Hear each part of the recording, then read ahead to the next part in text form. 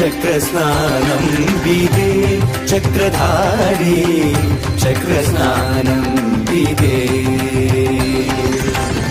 చక్రస్నానం విదే.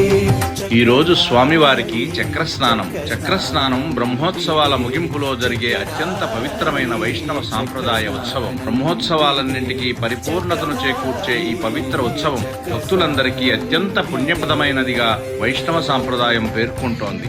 ఇప్పుడు మనం చూస్తున్నట్లుగా స్వామివారి దివ్యాయుధమైన సుదర్శన చక్రానికి వేదమంత్రాల నడుమ శాస్త్రోక్తంగా అభిషేకాలు నిర్వహిస్తున్నారు. అనంతరం ఈ పవిత్ర చక్రాన్ని తీర్థ పుష్కరిణిలో స్నానం చేయించేందుకు అర్చకులు ఎంతో భక్తి శ్రద్ధలతో తీసుకువెళ్తున్నారు. ఈ పవిత్ర సమయంలో చక్రంతో పాటు పుష్కరిణిలో స్నానం చేసిన భక్తులకు గంగాది సర్వతీర్థాలలో స్నానం చేసినంత పుణ్యఫలం లభిస్తుందని ఆగమశాస్త్రాలు తెలియజేస్తున్నాయి. అందుకే వేలాది మంది భక్తులు ఈ దివ్య క్షణం కోసం ఎంతో ఆతృతగా ఎదురు చూస్తున్నారు.